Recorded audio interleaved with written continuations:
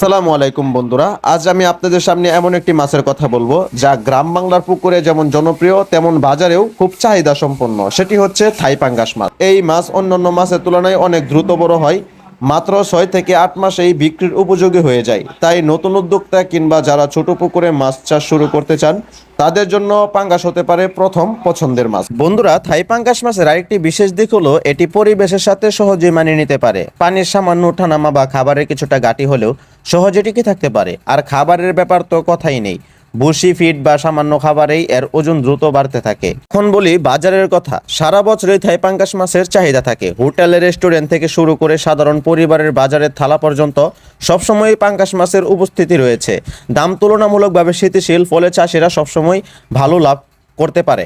সবচেয়ে বড় কথা হলো পাঙ্গাস মাছ আমাদের প্রোটিন ঘাটতি পূরণ বিশাল ভূমিকা রেখেছে। কম দামে বেশি মানুষের কাছে পৌঁছে যাচ্ছে, তাই একে বলে সবার মাছ। তাই বন্ধুরা, যদি আপনাদের মাছ চাষে আগ্রহী হন তাহলে পাঙ্গাস হতে পারে আপনার সবচেয়ে সহজ আর লাভজনক একটি উপায়। সঠিক পরিকল্পনা, নিয়মিত যত্ন, সঠিক খাবার, এই তিনটি জিনিস মেনে চললেই আমাদের পুকুরে ভরে উঠবে ঝাঁকে ঝাঁকে পাঙ্গাসে।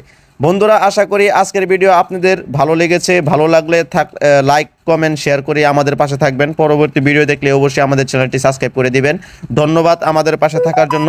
নিত্য নতুন ভিডিও যেন আপনাদের মাঝে উপহার দিতে পারি সেজন্য আমাদের পাশে থাকবেন। সকল ধরনের মাছের পোনা পেতে আমাদের স্ক্রিনে থাকা নাম্বারে যোগাযোগ করে যে কোনো মাছের পোনা সংগ্রহ করতে পারবেন আপনার যে কোনো জেলা থেকে। ধন্যবাদ।